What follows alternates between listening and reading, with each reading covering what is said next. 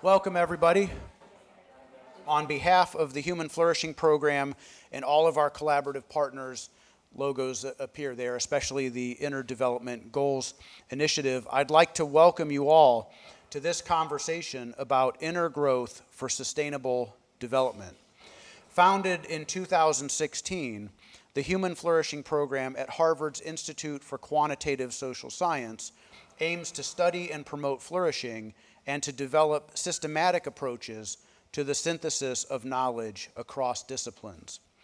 Why is inner growth important for sustainable development and for what we might call ecosystem-wide flourishing?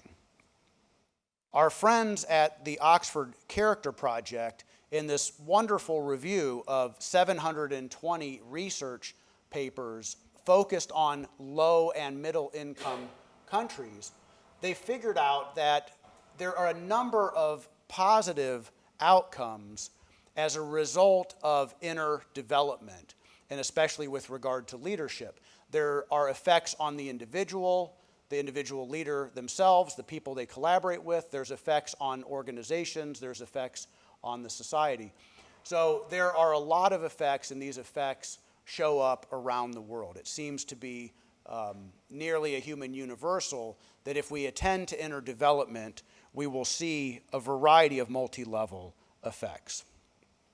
Before we move on to the other speakers, I would just like to invite you to participate in and join an emerging interdisciplinary and cross-sector global social movement that aims to better understand and promote flourishing.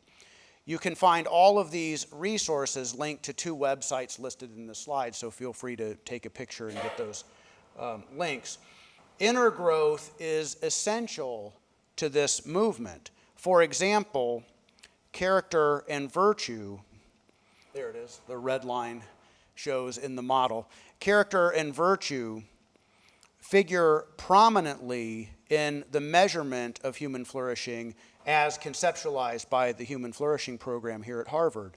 And another article we just published last week in the Harvard Business Review Ascend shows an integration between outer engagement with life and social feedback and inner self-reflection. And we say when all of these come together, that's the ideal discovery of purpose zone. So we find our deeper individual purpose by connecting to a deeper shared purpose with others. And we need to be skilled at outer engagement and inner development in order to do that. Tonight is about sharing what we are learning about inner development for sustainable development, but also an invitation for everybody to get involved and help with the work.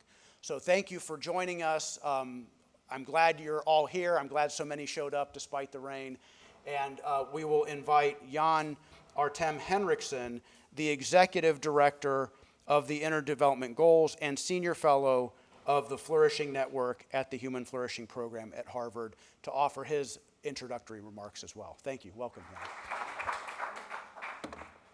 Thank you, everybody, for being here with us. There is no other institution I'd rather be working with than the Harvard Human Flourishing Program, talking about both individual and global flourishing. So if we start reflecting on the IDGs and why they came about and why we even need inner development goals. I think all of us recognize the sustainable development goals, and it brings me at least a lot of hope and optimism that all nations could come together and sense make and create something that all of us can relate to and feel that we all agree that this is the kind of world that we want to create. The big challenge is that most countries are moving in the opposite direction of these goals. There are exceptions, like Costa Rica, but most countries struggle. Instead of moving towards them, we're moving in the wrong direction. What many scientists also today agree on is that the SDGs, the complex challenges, are adaptive.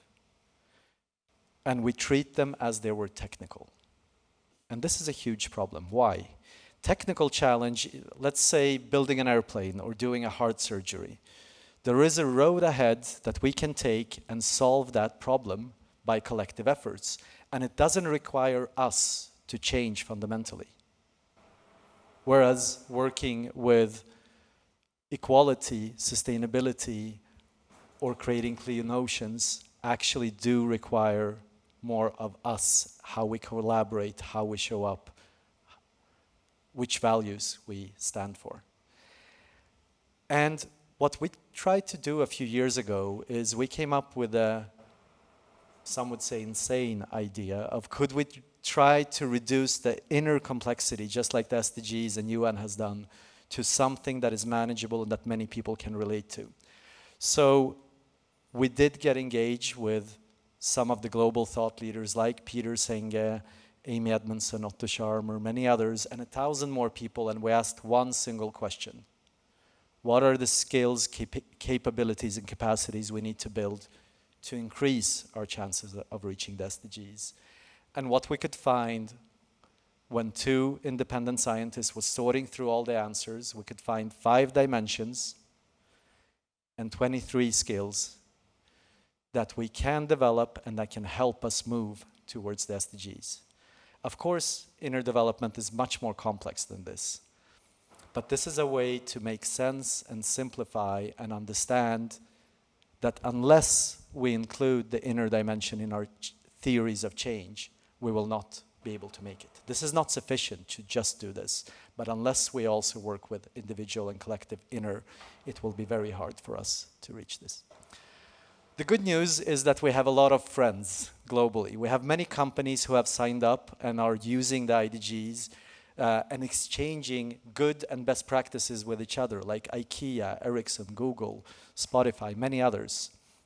1.5 years ago, I was shocked when I received a letter from the minister in charge of the Sustainable Development Goals in Costa Rica, where they said, we are committed to continue being a world leader. We found your framework and we want to integrate this into how we work in government agency and all of public sector.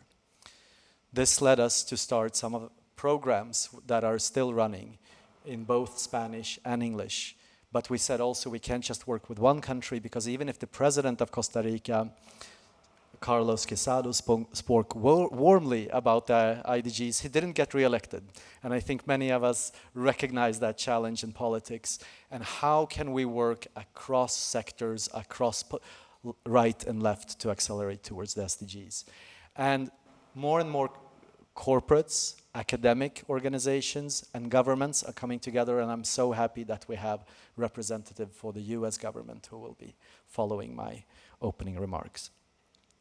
So I'd like to guide us through just a few experiences on each of the dimensions in order to feel the IDGs and not only think about them. So first of all, in the being section, I'm inviting you to just remember that you have a body.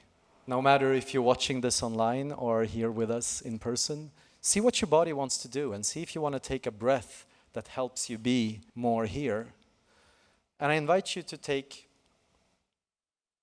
a small pause when you breathe in and then make a bit of a longer breath out and see if that can help you to arrive. From my point of view, there is so much more than mindfulness and meditation that is very important that we work with on the being section that we can do. There is a lot of good science pointing that if we help our leaders to clarify their values and purpose, there's a lot of science and meta-studies on ACT, acceptance commitment training. We can be more effective leaders, we can be more brave and make the changes needed. And a question maybe is, which 3 or 5 values are guiding you in your commitment, in your work, in private life? Is that clear, or can that be more clarified? And here, all these skills, there are good practices and methods in how we develop them. Many times we have a gap, 20, sometimes 30 years from the good science that it's used in our organizations and institutions, and I think we can close that gap. If we look at the cognitive capacities, of course, system thinking, complexity awareness, something that Peter and MIT, now Awareness Center, but many of his earlier organizations have been working and helping leaders to develop these capacities. And here I'd like to invite you to do a thinking exercise, if you're willing, that I borrowed from the Ministry of Future Generation in Wales. First of all, how many knew there is a Ministry of Future Generations in Wales? Isn't that remarkable that there are places that have ministries representing the future generations? So this is tied to the long-term orientation and visioning. And if you're comfortable, I'm inviting you to do a 1-minute reflection with me. First of all, think about the youngest person that you have in your life that you care deeply about, maybe even love fully with your heart. And invite them here to this room in your imagination, this youngest person in your life that you care about deeply. Second part of the exercise, think about the oldest person that is now alive still and that you care about deeply in your life. It can be a mentor, parent, teacher. See if you can bring them to your awareness mentally. And now I invite you to think about how was the world when the oldest person you imagine was as young as the youngest person. What were some of the challenges that that person faced as a teenager? How was the world better or easier, and in which ways was it a much more difficult place to be in? And then reflect, how would you like the world to be when the youngest person is as old as the oldest?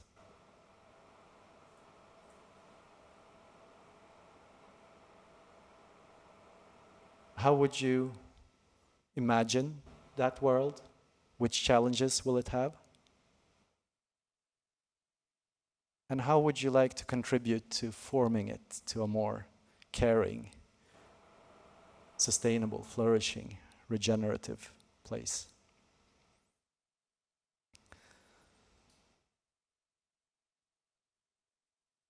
So welcome back from that short exercise. Bring some of those parts with you. And just this little nudge has effect on our long-term orientation. If we would sit and do some work on strategy or planning, we would not only think 3 years ahead. And there is more and more science coming how we can nudge and help people to expand their circle of care, awareness, and system thinking in different ways of working and collaborating together.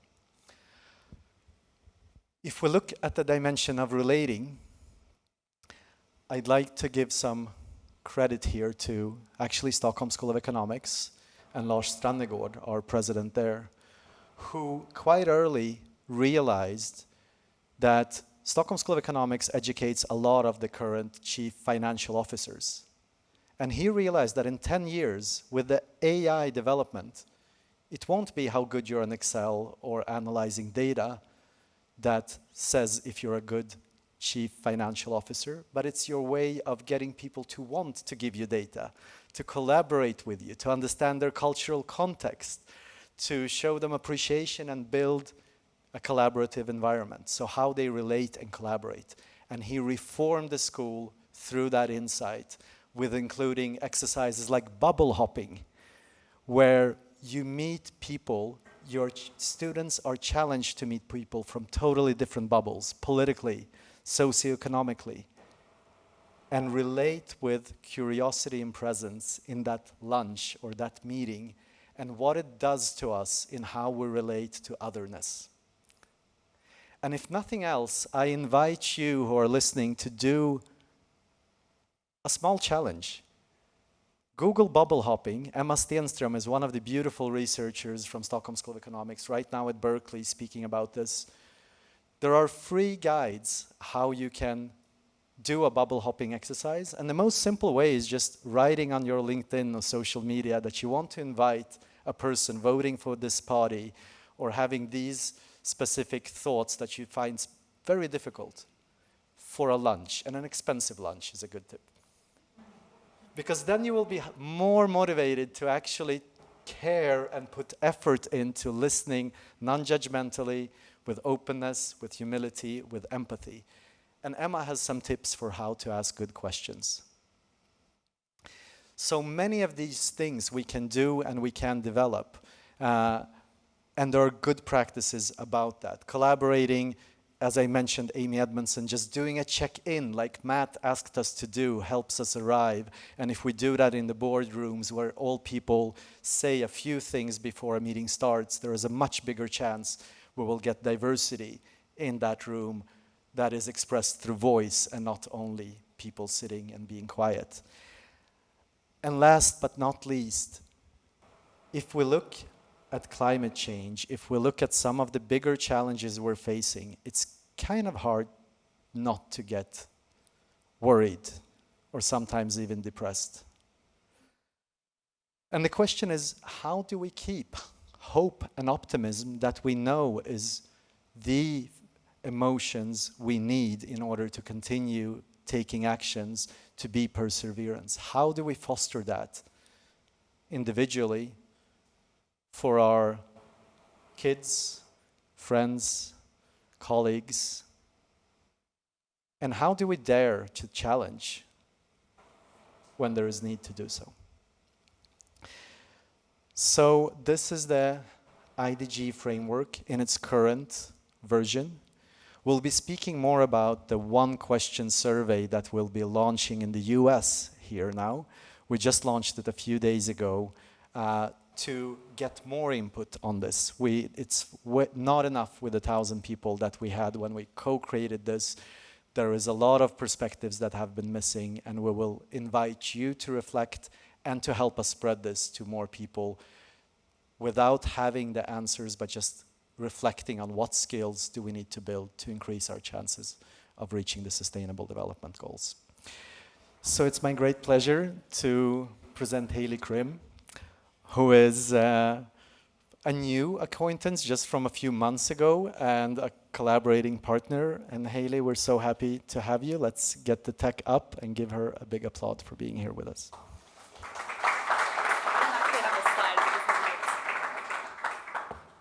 So, hi everyone, I'm Haley Crim. I work at the US National Oceanic and Atmospheric Administration. I'm the Climate Engagement and Capacity Building Coordinator in the Climate Program Office of NOAA, and I also coordinate an interagency group at the US Global Change Research Program, also called the Climate Engagement and Capacity Building Interagency Group. These are all acronyms. If you're familiar with DC, it's all unpacking all the time. So our interagency group represents 30 individual agencies of the US government, including the usual suspects, NOAA, NASA, National Science Foundation, people you would expect to be working on climate change and climate research. It also includes some that you might not. So Forest Service, the National Institute of Standards and Technology, Housing and Urban Development, the Bureau of Indian Affairs, and the Navy. And so what I'm here to do is talk about an example of convergent evolution, you could say, with the IDGs. So we started this process in January of this year, actually before the group was officially founded, with the goal to update a document that came out in 2009 and is still being used, that is called the Climate Literacy Guide. So in 2009, we put it out. It was really forward-thinking. It became the basis for the NGSS, the National, or the Next Generation Science Standards. I can never remember that acronym.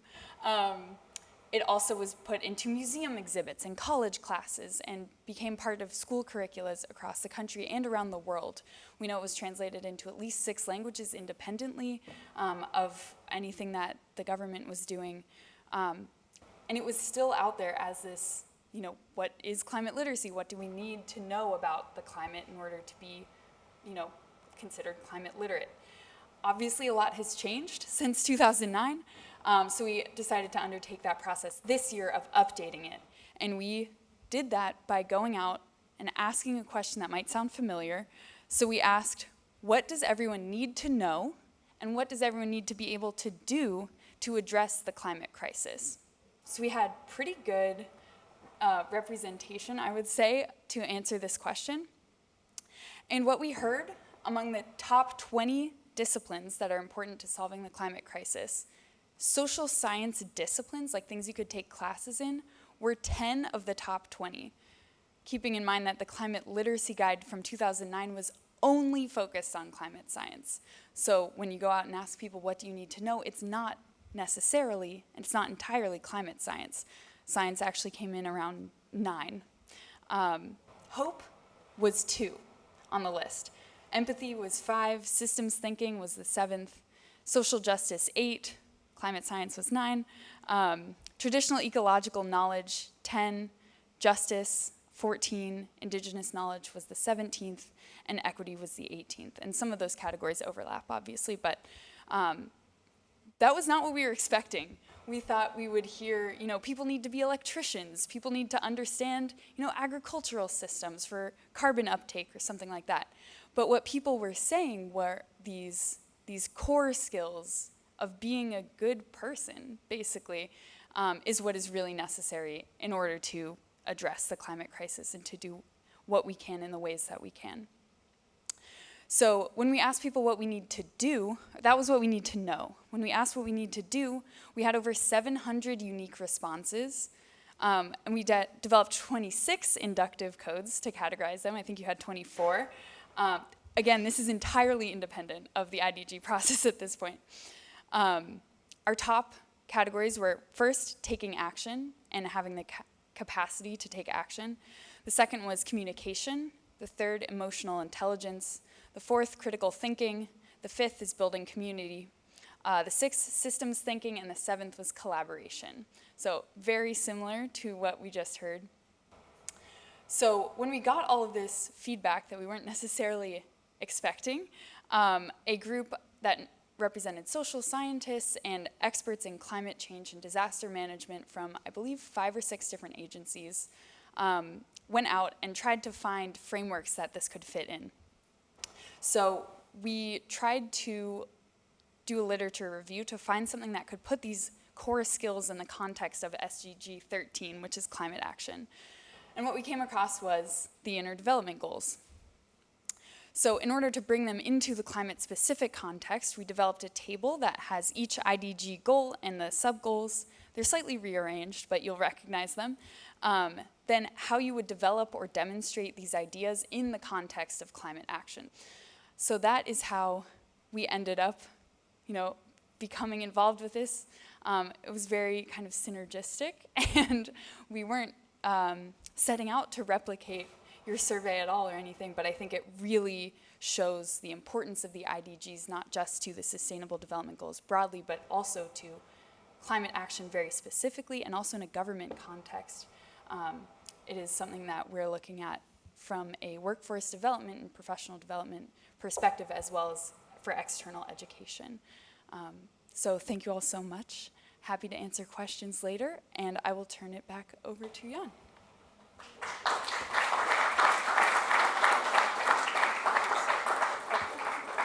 We will invite Donna Hicks, Tony Bond, and Anna Throne-Holst up to the seats for a panel discussion. So how does dignity factor into inner development for sustainable development? Why dignity? Why does it matter? Why not dignity, I would say.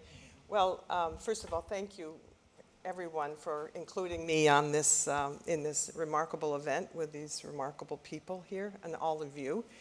I think it's, by the time I'm finished, I think I will have answered that question, Matt, because one of the things that probably nobody here can put on your resume is the fact that I'm an international conflict resolution specialist. I've worked all over the world on all of the intractable conflicts, Israel, Palestine. I had a 10-year project in Sri Lanka. In Colombia, I worked there. I mean, I've worked wherever there was a hot conflict. And we would always bring the parties together to try to figure out how to come to some kind of an agreement about how to end the conflict. And to make a very, very long story short, there was always this human dimension in the room that nobody was ever talking about. There was always this emotional, this emotional hurricane, let's put it that way, that was in those rooms. And yet we were continuing to talk about the politics, about, where are we going to put if it was Israel, Palestine, it would be, where are we going to divide up the land? How are we going to create the borders, the settlements, the this, that? And I was observing these profoundly emotional responses that people were having that had nothing to do basically with the politics. It had everything to do with being a human being. And I saw it everywhere I went. It wasn't just Israel, Palestine, it was every conflict that I worked on. And it was all about their reaction to being treated as if they didn't matter. It was all about their dignity.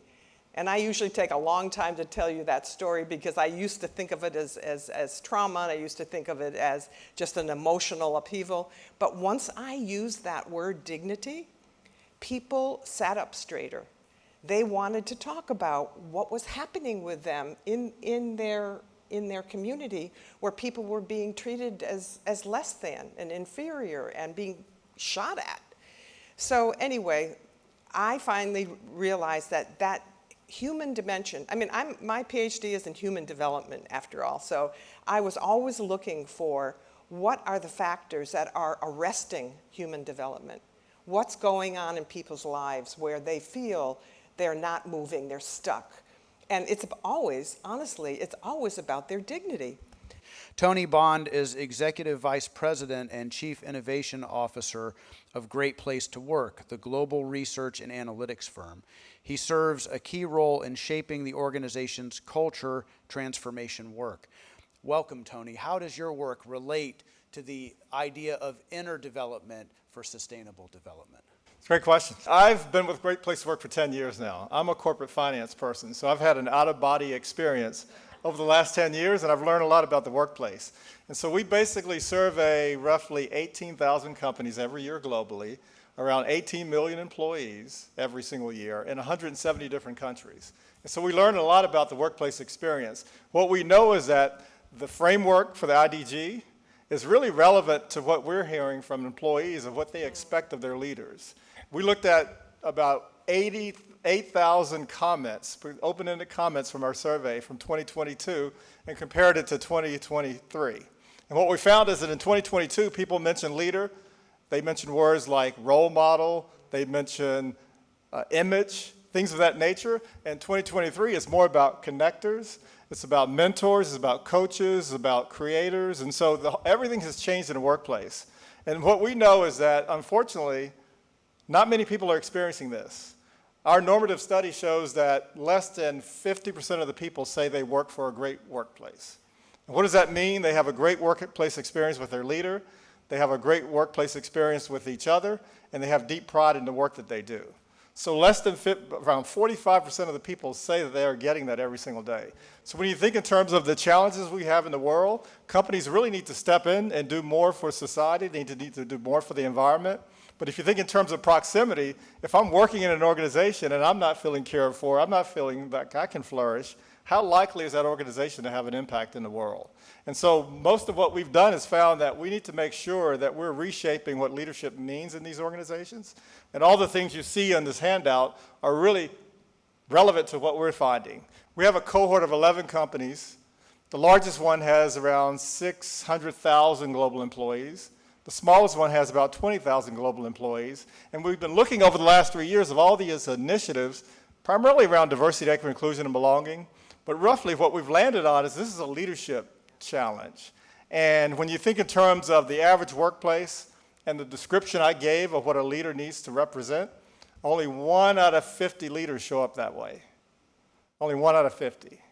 And our best workplaces, and these companies that we recognize are great workplaces, still 20 out of 50 leaders show up the way that we believe they need to, and the way that these frameworks are actually describing a leader. So there's a huge opportunity we have out there.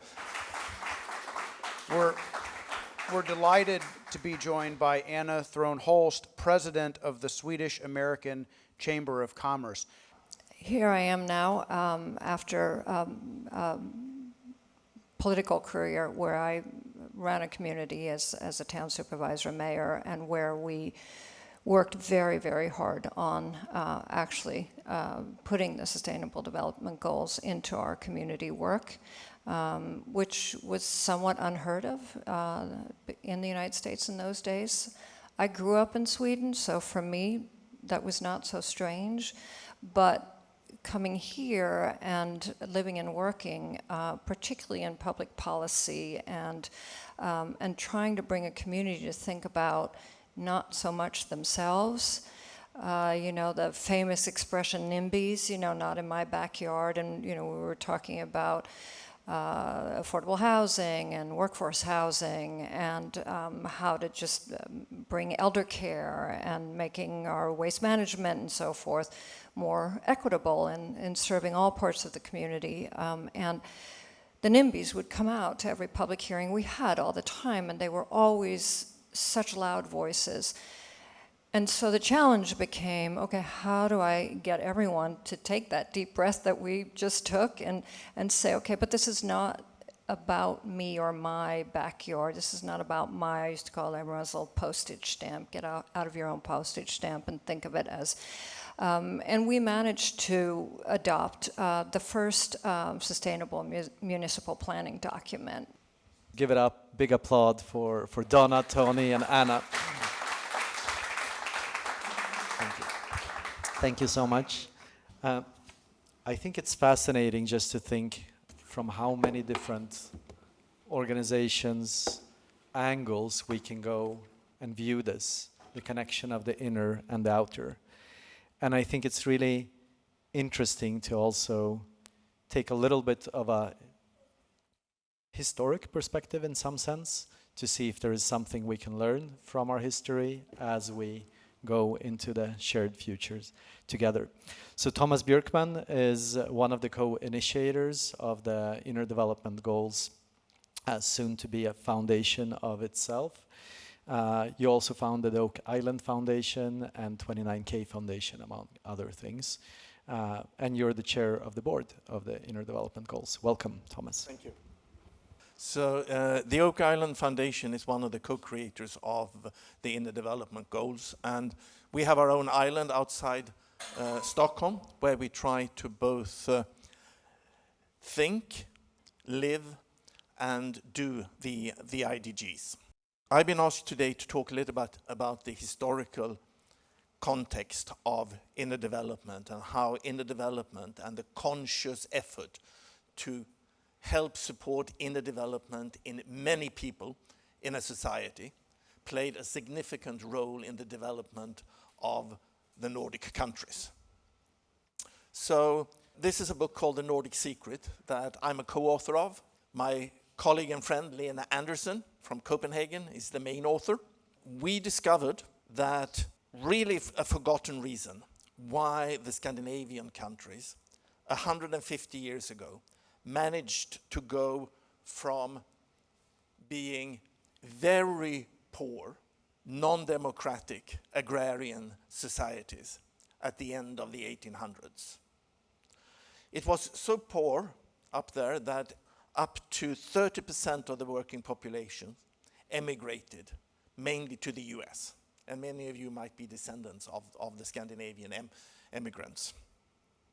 But then just a few generations later, even before the Second World War, all the Scandinavian countries were at the top of the richest, the happiest, and the most stable industrial democracies. And of course, this had many reasons. But one mostly forgotten reason was that we had some very visionary intellectuals and politicians in the Scandinavian countries back then who realized that in times of rapid societal change, it is just so easy for us humans to want to have an external authority to hold on to, an Erdogan or a Trump. But they did not want to be authoritarian leaders. They were firmly committed to build democracy. And they knew that the only way to build democracy truly and stable is to build it from bottom up. And the way they went about and did this is quite extraordinary. Because what they did was that they created what could best be described as retreat centers out in nature, where young adults could spend later on with full state subsidy up to 6 months in retreat, with the expressed aim of taking this very important inner development, adult development step of going from being outer directed to become inner directed.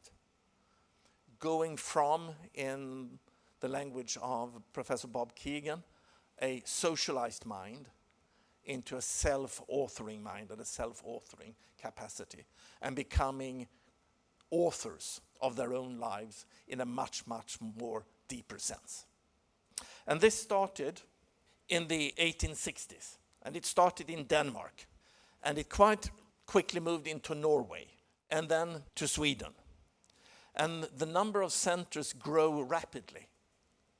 So by the year 1900, there were 100 centers just in Denmark, 75 in Norway, and 150 centers in Sweden. And again, here young people in their early 20s could spend, later on with full state subsidy, up to 6 months in retreat. And when this program was at its height, almost exactly 100 years ago, then 10% of each young generation had the opportunity to participate in one of these programs. And of course that created what we today would call a critical mass, or a tipping point, especially since these 10% did not come from a specific subset of society. They came from all walks of life, from farming background, working class background, middle class background, and even upper class background. So this is how this could have looked like in the late 1800s. This is a typical center. The size was about 50 to 100 participants living together with their facilitators or teacher, or what we would call the leaders at these centers. And what did they do? Well, back then, they didn't have the language of the SDGs, of the IDGs, of course, nor the SDGs, but this was essentially what they were doing. So if we go back and look at the programs, it was all about finding themselves, as Jan said, relating to their own values, defining their values, getting cognitive tools and techniques for thinking about the world's problems, relating, collaborating, and acting. We could ask, where did these ideas come from? Well, as we have here on the cover, up here, we have two of the German idealist philosophers. It's Schiller and Goethe. And of course, the German idealist philosophers, writing at the very beginning of the 1800s, they reacted against the Enlightenment philosophers' view of our mind as a rational machine. This idea that we are sort of fully developed when our brains have reached adult size, and our mind is more like a machine that should just keep on running throughout our life and eventually runs down. No, they say, no, that's not the case. Our mind is not like a machine. Our mind is much more like an organic system, a self-organizing organic system under constant development throughout our lives, and that process can be hindered or supported actively. And these philosophers, again, like Schiller, Goethe, Herder, von Humboldt, Hegel, they gave the German name of Bildung, both to the process of consciousness development and the support of consciousness development. In Germany, this idea of Bildung and supporting our inner development, not just for the benefit of the individual, but also for the benefit of society and for societal development, that was never given to the people, because the leaders in Germany thought that that would be too dangerous. Having too many people in a society thinking that could lead to revolution. So they only gave this to the elite. So one of these Bildung philosophers, Wilhelm von Humboldt, he actually became the Minister of Education in Germany, and he started what is today called the Humboldt University in Berlin on the principles of Bildung, but only to the elite. Whereas in Scandinavia, we said, if we are going to develop true democracies, we need to have a population who can actively take part in building this new society. If we are going to move from being poor agricultural society, moving into well-developed industrial societies, we need to have lots of people who can act as conscious co-creators of that new world. So we took the German idea of Bildung and we made Volksbildung of that. Bildung for the people. And as I said, it ended up being given to 10% of each young generation. I will just finish by saying two things. One is that I don't think that what we did in Scandinavia 100 years ago should be seen as a blueprint, what we should do today. There are many ways to support inner development. Still doing it in long-term retreat is probably the deepest way to do it, but it is expensive and it doesn't scale. There are many other ways to do it. So for me, it's not a blueprint, but it is a very valuable case study, showing that when we are talking about helping a lot of people in society or in our workplaces to work on themselves and to develop these capacities for the benefits of themselves, but also for the benefit of society, this is not just some new age idea.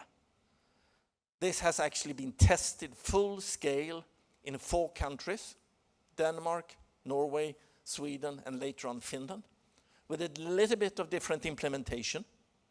And it turned out so successfully that we still see the benefits from this today, even though Lena and I are the first ones to recognize that we are today losing it in Scandinavia. Because after the Second World War, we stopped reading the German idealist philosophers. We dropped the idea of consciousness development. We went to the Anglo-Saxon world for leadership.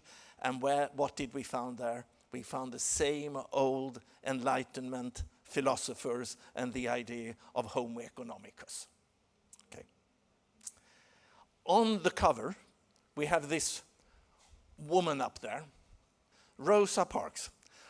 What is Rosa Parks doing on the cover of a book around the history of Scandinavian education?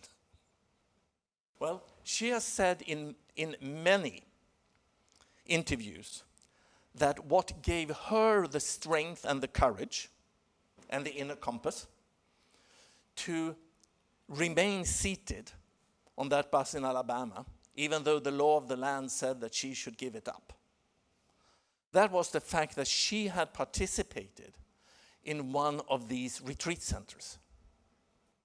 Not in Scandinavia, but in the US. Because this concept traveled to the US. There was a man called Miles Horton, who in the 20s went to Denmark and lived there for a year and learning about this concept. And when he came back to the US, he started 4 folk high schools like this in the US. The most well-known of those is the Highlander Folk School in Tennessee. And there Rosa Parks and Martin Luther King and many in the civil rights movement got their training and their inner compass and their courage.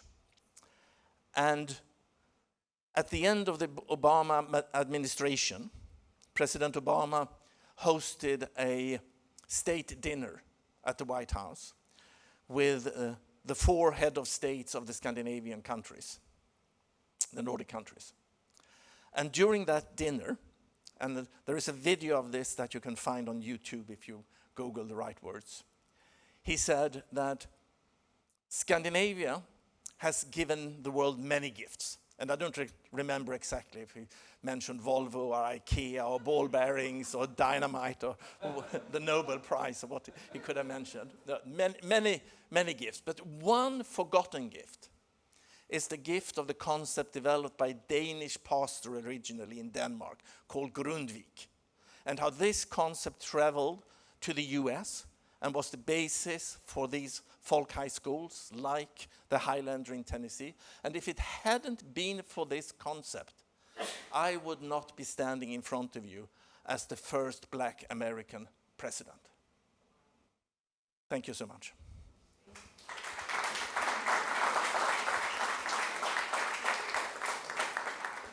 Our next speaker has been a great source of inspiration for me personally, I think for many of us who are into sustainability, inner development, system thinking, and how these connect. Peter Senge, we're so honored and happy to have you here, to have you on the advisory board of the inner development goals, to helping us navigate this complexity. Welcome to give some closing remarks before we finalize with doing the IDG survey and taking some Q&As from all of us. Great. Welcome. Thank you, Jan. And thank you, Tomas, and everyone else. It's really nice to be here. It's been a wonderful journey to be part of the IDG process. A few very close friends like Amy and Bob Keegan, Amy Edmondson, Bob Keegan, Otto Scharmer. In a nutshell, my personal take on this is that the SDGs are lovely and useless. We're not going to make any real progress on the SDGs. They're a great gesture of ideas, and I think the process of synthesizing and coming to some agreeable format is great. But, you know, it's like the world's heading north and this says go south, or whatever image you'd like to use. Our problems are cultural. We all know it. We don't know how to live. In a word, in a way that we can all live, all being all, not just humans, the creatures we share this planet with. So the idea that we're going to set some goals and they're going to sound lovely, and then somehow miraculously there's going to be this total transformation in how we operate is naive, would be a polite way to say it. Idiotic, and even worse than that. I don't want to sound even more critical than I mean it, but a kind of distraction, because we all know the territory of the change. It's deeply personal, and it's inherently collective, and it's really difficult, and it'll take at least a century. Seriously. Climate change is a problem of the 21st century. Climate change is just a symptom, obviously, but it's a useful symptom. It's a point at which, you know, it's sort of to me like the 50-year-old stroke. A person who's been living their life poorly and suddenly when they're 50 years old has a significant health event which says, you know, you really do have to change how you live. That's what climate change represents to me. And because it has a lot of physical science behind it, that's really useful. Science is the religion of this age, so we take it seriously when scientists say things, except when they threaten some of us, and then we say we ignore it. But it is a problem of the 21st century. If we really, really, really got our act together, really, by the middle of this century, we will have begun to stop the rise of emissions and begun the journey of lowering emissions to the point where the concentration of greenhouse gases no longer continues to rise. I'm just using this to illustrate. At that point, no, we will not have reversed global mean temperature increase. We will have reversed the conditions which started to produce it, but it's a long journey. It's taken us a long, long time to dig ourselves into this hole, many centuries. You can date it in different ways. Certainly it's a few centuries, it may be much longer, but we're not going to get out of the hole quickly. Now that, of course, is enormously sobering. That's a modest way to put it. So the question is, what's the nature of the journey? I think the interdevelopment goals are a gesture, an effort to try to orient us in a little different way. Yes, of course, the SDGs are good examples of what needs to manifest, but what's producing the manifestation is not what can be manipulated or changed. The change is a personal, interpersonal, cultural journey.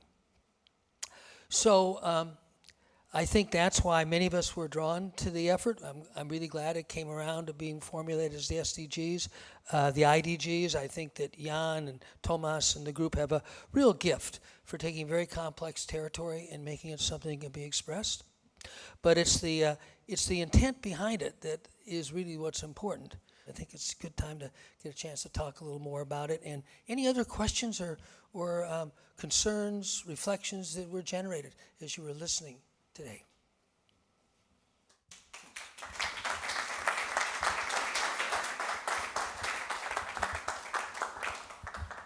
Thank you so much for your beautiful comments. And following up on what you're saying, so these are beautiful wish lists, or as you mentioned, and the question is, so what's the way forward? How do we take them into application that would really impact the world that we live in? I think that it's appropriate that there's a certain degree of focus on institutions. So the involvement of business and all this is very important. I think the focus eventually on the hardest institute, well, let's say government. Obviously, where is she? There she is, right there. Haley being here with us, very important. It's really, of course, wonderful for us Americans to meet people like you. We need that a lot. Thank you. And I happen to think the most difficult institution, in some ways, the most obviously important, is primary and secondary education. It's the only institution that has a 75-year time horizon. It's the most formative one. And that's why I kind of so stress no human can tell another human what to do. Imagine school was voluntary. We'd learn a lot in a hurry about what makes, real education work. It's not that kids don't want to learn. That's pretty obvious. Because as soon as you leave them alone, guess what they'll do? They'll find a way to play or climb or stack block or do whatever, and you don't have to motivate learning. Try motivating a kid to learn to ride a bicycle. It's pretty dangerous. You fall, you get hurt, you don't have to motivate them. They motivate themselves. They do need support. So I think focusing on the key institutions like business, government, and particularly, in my view, primary and secondary education is really quite important. Now, putting it in the context, as like I say, the gift of climate change, reminding us that this is going to take a century. This is many generations. Let's that be the closing words from Peter. Big thank you, Peter. An applause.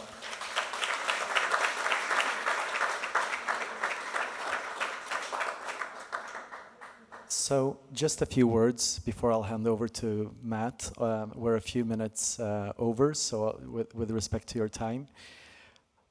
First of all, when we did the IDG framework, as I said, we did understand that we won't be able to reach everyone. This was initiated in the Nordics in collaboration with several institutions in the US.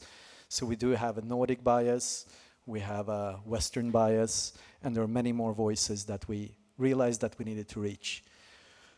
And this happened also when many other countries started to show interest at a very high level. And when we traveled to Rwanda and we met with representatives from Colombia, and these two countries saying, we agree with almost everything that is in the framework, but where is forgiveness?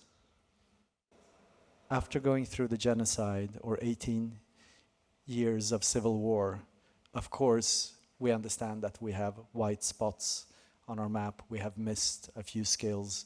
we have not represented many of these correctly.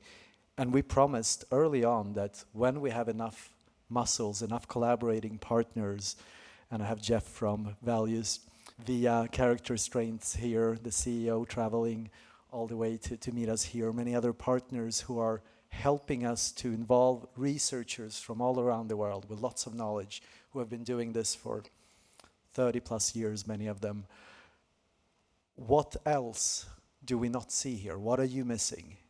Dignity, forgiveness. What are the other skills? So just a few days ago in Sweden, we launched the survey in Europe and Asia, and this is the launch in the US, where we want to ask a question. Sometimes a question is the biggest intervention that we can make, because we're not telling, we're asking. And the question is, of course, framed in a way where we understand that the SDGs is an adaptive problem.